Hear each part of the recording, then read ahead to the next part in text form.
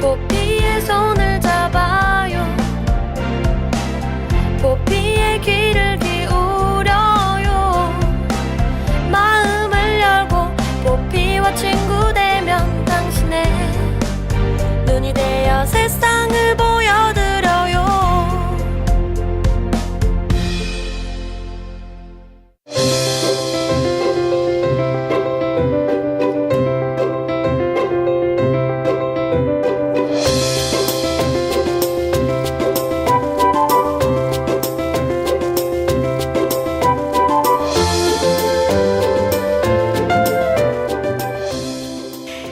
안녕하세요. KTV 정책 1번지 여기는 세종입니다. 저는 김경아입니다. 청취자 여러분, 오곡밥 드셨나요? 오늘이 정월 대보름인데요. 옛부터 대보름에는 달집을 태우고 부럼도 먹으면서 한 해 동안 무병무탈하기를 기원했었죠. 그런데 요즘에는 뭐 달집을 태울 것도 마땅하지가 않고 바쁘다는 핑계로 오곡밥은커녕 부럼을 챙기는 것도 정말 그냥 넘어갈 때가 많은데요. 아직 식사하시기 전이라면 혹은 메뉴를 정하기 전이라면 오늘 점심은 오곡밥에 나물 반찬 어떨까 싶습니다. 강력하게 추천합니다. KTV 정책 1번지 여기는 세종입니다는 KTV 홈페이지에서 실시간으로 들으실 수 있고요. 유튜브와 페이스북을 통해서도 함께 하실 수 있습니다. 3월 15일 목요일 방송 지금부터 시작합니다.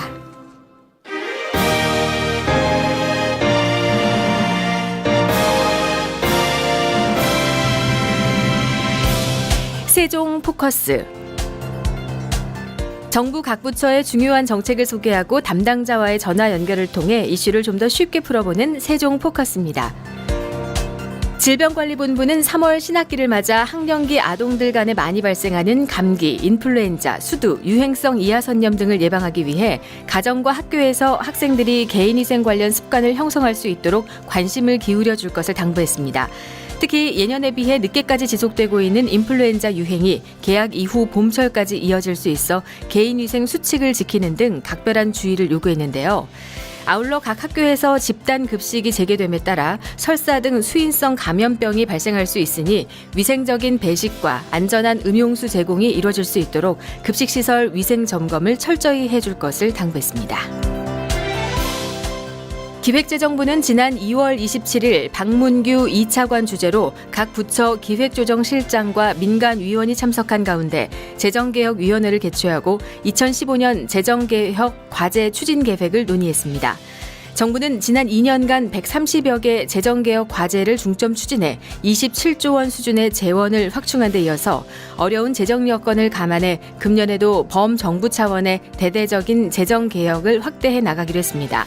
특히 올해부터는 재정개혁을 보다 강도 높게 추진하면서 실질적인 성과를 낼 수 있도록 인센티브 체계를 강화했는데요.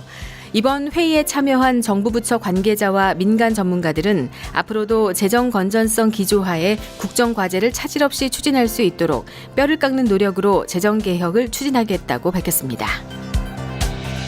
문화체육관광부는 지난 2월 27일 신규 복합 리조트의 성공적인 개발을 위한 콘셉트 제안 요청을 공고했습니다. 콘셉트 제안 요청은 조성 사업에 대한 공식적인 사업계획서 제출 요청에 앞서서 다양한 지역에서의 투자 수요를 확인하고 잠재적인 투자자들로부터 투자 규모와 개발 콘셉트, 시설 내용, 추진 일정 등 투자 계획의 전반적인 사항을 제출받아 정부의 복합 리조트 개발 방향을 설정하기 위한 절차인데요. 문체부는 접수된 제안서에 대한 면밀한 검토, 평가 후 개소 수와 대상 지역, 시설 기준 등 세부적인 허가 조건을 확정하고 하반기에 사업계획서 제출 요청 공고를 통해 최종 사업자 선정을 추진할 예정입니다. 정부 통합전산센터는 각 부처의 정보자원에 대한 공동 이용 및 효율적인 관리를 위해서 2015년도 범정부 정보자원 통합사업에 935억 원을 투입 클라우드 컴퓨팅 서비스 실현에 앞장선다고 밝혔습니다. 2015년도 정보자원 통합사업은 전체 935억 원 규모로 36개 부처, 147개 업무 시스템을 신규 구축하거나 내용 연수가 경과한 전산 장비를 교체하는 사업입니다. 김우한 센터장은 G 클라우드 서비스의 가용성과 안정성을 강화하기 위해서 서버 중심에서 스토리지, 네트워크, 보안 등으로 가상화 범위를 확대 적용하고 범부처 공동 활용 가능한 빅데이터 공동 기반 시스템을 구축해 운영할 계획이라고 밝혔습니다. 보건복지부는 소아청소년과 전문의가 진료하는 달빛 어린이 병원을 현행 9개소에서 15개소로 늘린다고 밝혔습니다. 달빛 어린이 병원은 365일 밤 11시에서 12시까지, 휴일에도 최소 저녁 6시까지 운영하는 소아과 병의원인데요. 응급실 과밀화를 경감하기 위해서 2014년 9월부터 도입됐습니다. 보건복지부 응급의료과 서민수 사무관을 연결해서 자세한 내용을 알아보겠습니다. 네, 안녕하세요, 사무관님. 네, 안녕하십니까. 네, 반갑습니다. 네, 어린이 병원이 이름이 달빛 어린이 병원인데요. 이름이 참 예쁩니다.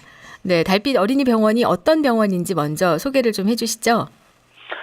네, 방금 소개해 주신 것처럼 365일 야간과 휴일에 소아청소년과 전문의가 진료하는 병원이라고 할 수 있습니다. 평일에는 밤 11시, 12시까지, 토요일이나 일요일, 공휴일에는 최소 저녁 6시까지 진료를 네. 하게 되고요. 병원에 따라서는 밤 12시까지 하는 곳들도 있습니다. 네. 그 얘기만 들어도 일단 그 운영 시간이 밤 늦게까지 되기 때문에 부모님들이 많이 좀 편리하실 것 같아요. 병원을 이용하는데. 네, 그렇습니다. 네. 달빛어린이 병원이 있는 인근 지역에서는 이렇게 편리하게 병원을 이용하고 있고, 네. 이런 병원이 개소화돼서 반갑다는 얘기들을 많이 하고 계시고요. 네. 이 도입한 배경들을 조금 더 설명을 드리면, 네. 저희들이 이 응급실에 내원하는 경증 환자의 패턴을 좀 분석했었습니다. 네. 근데 이제 성인 환자들 같은 경우는 토요일이나 일요일 오후가 되면 평일 주간의 한 2배 정도로까지 환자들이 몰리게 됩니다. 네.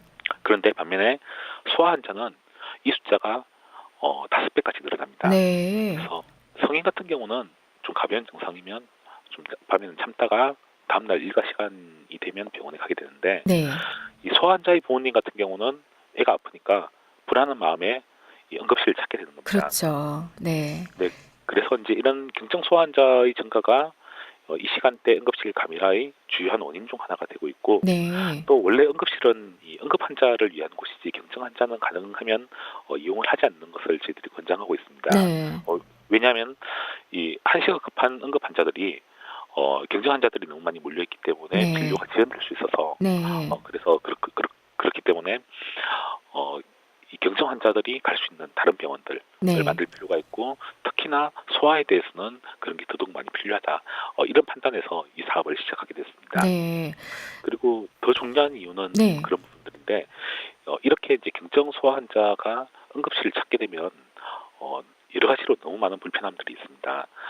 먼저 이렇게 오래 기다리는데요. 네. 응급실에서는 응급도에 따라 진료를 하기 때문에 응급도가 낮은 환자들 같은 경우는 진료 순서가 뒤로 밀리게 됩니다. 네. 그래서 평균 한 2-3시간 정도 기다리시게 되고, 네. 그리고 이 오래 기다릴 뿐만 아니라 진료비도 비싼데 응급의료 관리료라는 수가가 또 추가로 산정이 되기 때문에 네. 보통 평일 주간에 외래를 이용하시는 것에 비해서 한 4배에서 5배 정도 비용이 발생합니다. 네.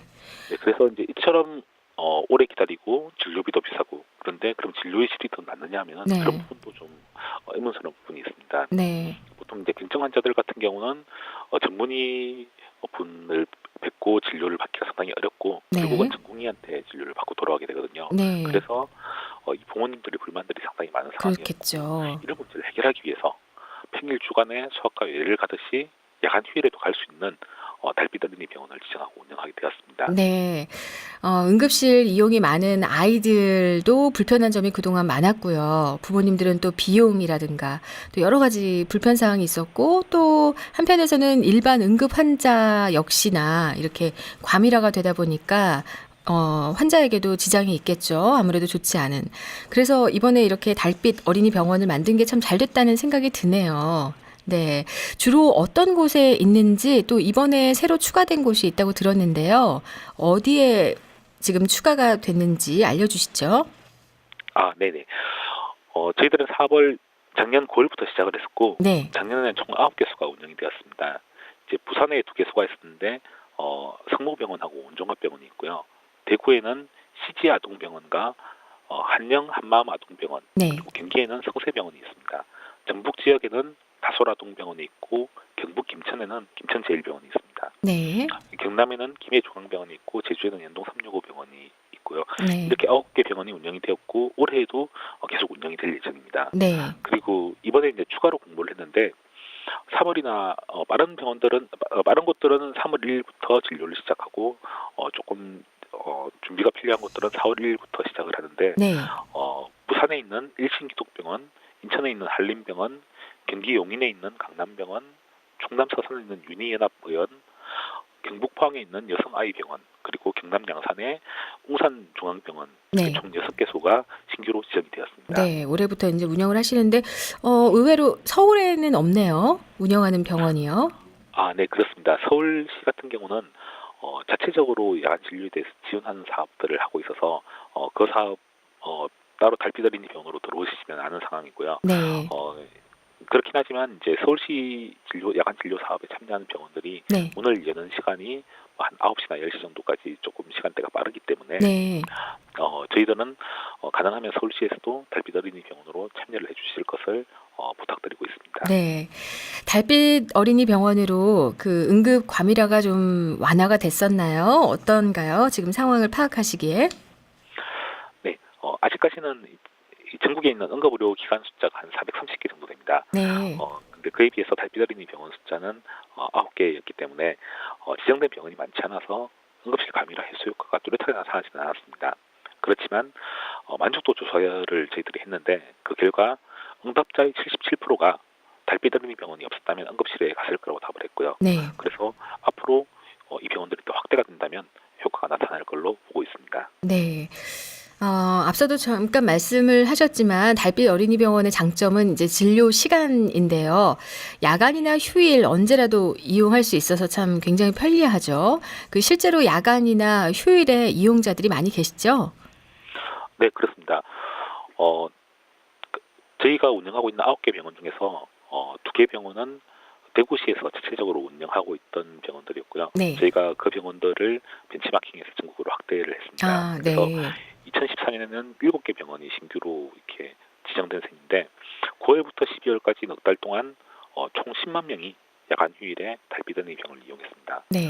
그 병원당으로 따지자면 한 달에 평균 4,000명 정도가 이용한 셈이니까 네. 상당히 많은 분들이 굉장히 많은 숫자네요. 네, 네. 이용해 주셨고 네.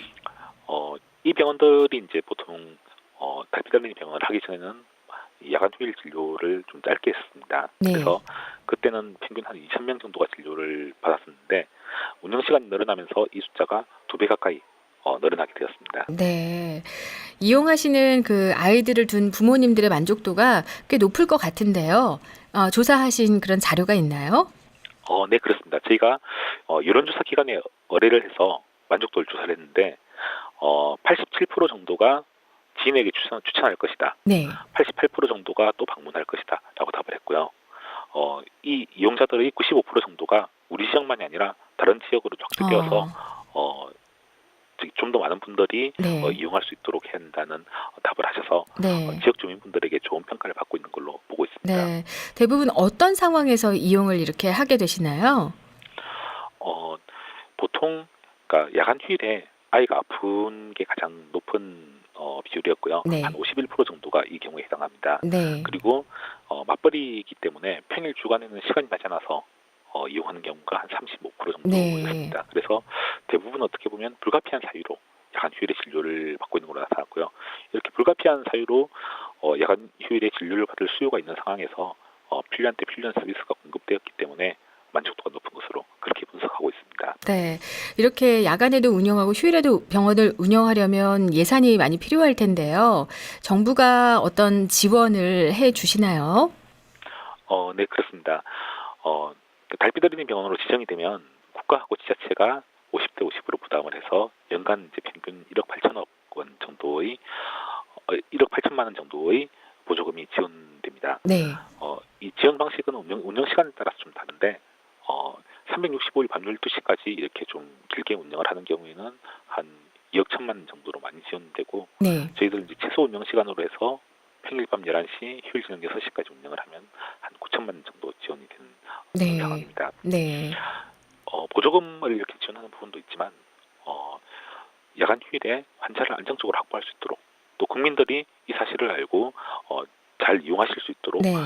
저희들이 충분한 홍보도 병행을 하고 있는데요. 네. 119를 통해서도 안내를 하고 있고 어린이집이나 초등학교 가정통신문을 통해서도 그리고 반상회보나 아니면 각종 지역 언론에 대한 광고를 통해서도 네. 안내를 하고 있습니다. 홍보를 잘 하시는 것도 중요하겠네요. 예. 네. 네, 그렇습니다. 이 참여 병원들 같은 경우는 보조금도 보조금이지만 지역사회 내에서 인지도가 높아지고 또 늦게까지 문을 여는 병원이라는 측면에서 주민들이 신뢰를 하기 때문에 그런 측면에서도 많이 참여하려고 하고 있습니다. 네. 이 사업이 잘 운영이 되고 있고 또 만족도도 높은데요. 궁극적으로 어떤 목적으로 이렇게 운영을 하시는 건가요? 네, 가장 직접적인 목적은 당장 이제 야간 휴일에 아이가 아플 때 부모님들이 안심하고 데려갈 수 있는 그런 병원을 만드는 것이고요. 그리고 이제 또 다른 효과라면 응급실의 경증 환자를 줄여서 응급실 감염을 해소하는 것도 목표라고 할 수 있습니다. 그리고 조금 이제 큰 틀에서 보자면 이제 저출산이 국가적인 문제가 되고 있는데 네. 아이를 낳아서 기르기 좋은 환경을 만드는데 작게나마 도움이 되었으면 좋겠다고 생각합니다. 네. 자, 마지막으로 하실 말씀이 있으신가요? 네. 다른 사람들이 계시는 야간이나 휴일에 근무한다는 것들은 힘든 일이고요. 저희만 하더라도 야근을 할 때는 힘들고 그렇습니다.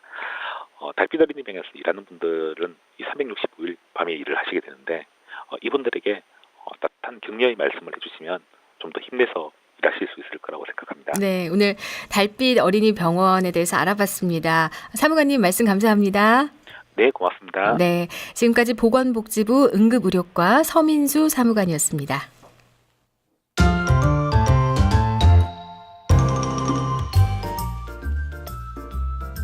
SNS 세상 돋보기. 국내 핫 이슈를 전하고 이 소식을 접한 네티즌들의 재치 있는 댓글과 의견을 알아보는 SNS 세상 돋보기입니다. 일제히 한거의 독립만세운동을 주도하다가 투옥돼 순국한 유관순 열사의 이름이 해군의 6번째 1800톤급 잠수함의 한 명으로 제정됐습니다. 해군은 새로 건조하는 한 명 명칭에 대한 해군 정책회의를 거쳐서 독립운동가 유관순 열사의 이름을 6번째 1800톤급 잠수함의 한 명으로 제정하기로 했다고 지난 1일 밝혔는데요. 창군 이래 해군이 여성의 이름을 한 명으로 정한 것은 유관순함이 처음이라고 합니다.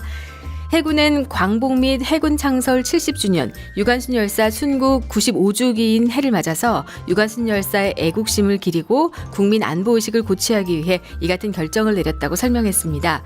현재 유관순함은 대우조선해양에서 건조 중인데요. 오는 4월 진수된 후 내년 11월 해군에 인도될 예정이라고 합니다. 이 기사를 본 네티즌들은요. 자랑스러운 우리의 유관순 열사 사랑합니다. 앞으로 더 많은 위인들을 기릴 수 있으면 좋겠어요 등의 의견을 댓글로 달았습니다. 한동안 내리막길을 걷던 휘발유 값이 다시 오르기 시작했습니다. 서울에서는 이미 리터당 1,300원대의 휘발유를 판매하는 주유소가 사라졌는데요. 전국에 남아있는 1,300원대 주유소도 전체 주유소의 5% 비중으로 뚝 떨어졌다고 합니다. 내려갈 때는 개걸음이던 휘발유 값이 오를 때는 LTE급입니다. 이 같은 지적에 대해서 정유사들과 주유소 업계는 휘발유 값을 결정하는 복잡한 유통 구조와 세금 비중 등을 모르고 하는 말이라고 항변하고 있는데요. 정유업계 관계자는 대부분의 유가와 관련된 기사는 원유 가격이지 석유 제품 가격이 아닌데 기사를 접하는 소비자들은 원유가 급락하는데 왜 제품가는 안 내리냐고 오해할 수 있다고 설명했습니다. 이 기사를 본 네티즌들은요. 왜 가격 내릴 때만 버퍼링이 걸리는지 참 의문스럽다. 장사꾼이 남는 게 없다고 하는 말을 믿을 수가 있어야지 등의 의견을 댓글로 달았습니다. 회사 돈 257억 원을 빼돌려 필리핀에서 도박을 한 30대 회사원에게 법원이 징역 13년의 중형을 선고했습니다. 부산지법 형사합의 5부는 횡령 등의 혐의로 기소된 모 기업 과장 문모 씨에게 징역 13년을 선고했다고 지난 2일 밝혔는데요. 문 씨는 2013년 1월 필리핀 마닐라 지점에서 근무하면서 중도금 지급 요청서 등 각종 문서를 위조해서 회사에 제출하는 수법으로 2014년 4월까지 49차례에 걸쳐서 257억 원을 횡령해 카지노 등에서 개인적으로 사용한 혐의로 기소됐습니다. 재판부는 자산 매각 등 자구책 마련에 힘써왔던 피해자 회사에 돌이키기 어려운 극심한 피해를 줬지만 피고인은 회사의 일부 피해라도 변제하기 위한 어떠한 노력도 하지 않았고 막대한 규모의 자금 전부를 도박으로 탕진했다는 피고인의 말에도 의문이 생긴다며 중형을 선고한 이유를 설명했습니다. 이 기사를 본 네티즌들은요, 정말 도박으로 그 많은 돈을 다 잃었을까? 인생에서 절대 하지 말아야 할 게 있다면 단언컨대 도박 등의 의견을 댓글로 달았습니다. 해외 소식입니다. 미국에 사는 6살 매튜 파커는 건강하지 못한 콩팥 때문에 하루하루 힘겨운 삶을 살고 있다고 합니다. 콩팥 이식이 절실해서 몇 년째 찾아 헤맸지만 콩팥 조직이 같은 사람을 찾지는 못했다고 하는데요. 정작 해답은 코앞에 있었습니다. 바로 매튜의 담임 선생님이 동일한 콩팥 조직을 갖고 있었던 건데요. 담임 선생님은 흔쾌히 자신의 콩팥을 매튜에게 이식해주기로 했다고 합니다. 몇 주 뒤 정밀 조직 검사 결과 콩팥을 이식해도 전혀 문제가 없다는 답변을 받은 매튜는 곧 선생님의 콩팥을 이식받게 됩니다. 매일 4시간씩 겪어야 하는 투석의 고통도 이제 얼마 남지 않았는데요. 콩팥을 통해 연결된 매튜와 선생님의 인연 고리는 남은 평생 계속될 듯합니다. 이 기사를 본 네티즌들은요, 최고의 교육을 하셨네요. 본받고 싶다. 우러러 보게 되는 스승의 은혜 등의 의견을 댓글로 달았습니다. 불치병을 앓고 있는 10대 소녀가 안락사를 허용해달라는 영상 편지를 썼다고 합니다. 칠레 소녀 발렌티나 마우레이라는 최근 자신의 페이스북에 한 편의 영상 편지를 올렸습니다. 미셀 바첼레트 칠레 대통령에 보낸 영상 편지에서 소녀는 이 병을 안고 사는데 지쳤다. 영원히 잠들 수 있도록 안락사 주사를 맞을 수 있도록 해달라고 호소했는데요. 하나뿐인 오빠를 같은 질환으로 잃었다면서 빠른 시일 내에 대통령을 만나 안락사 허락을 받고 싶다고 말했습니다. 소녀가 앓고 있는 병은 낭포성 섬유증인데요. 낭포성 섬유증은 유전성 질환으로 아직은 치료법이 나오지 않았다고 합니다. 현지 언론은 부모가 바첼레트 대통령과의 면담에 마지막 기대를 걸고 있다며 딸의 선택을 존중한다고 했지만 치료를 간절히 바라고 있다고 보도했습니다. 이 기사를 본 네티즌들은요, 딸의 고통에 안락사마저 반대할 수가 없는 부모의 심정은 어떨까, 불치병 없는 세상은 언제 올까 등의 의견을 댓글로 달았습니다. 최근 경북 구미에 있는 A 회사는 육아휴직 기간을 근속기간에 포함해 급여 등을 지급해야 하는데도 육아휴직을 한 직원 18명에게 근속기간을 반영하지 않은 채 상여금을 덜 줬다가 적발됐습니다. 또 서울 소재 B 회사는 법으로 1년간 보장된 육아휴직을 3개월 이상 사용한 직원에게 1회에 한해 승진 심사 기회를 주지 않아 시정 지시를 받았는데요. 이처럼 법으로 보장받은 육아휴직을 제대로 인정하지 않는 회사가 무더기로 적발됐습니다.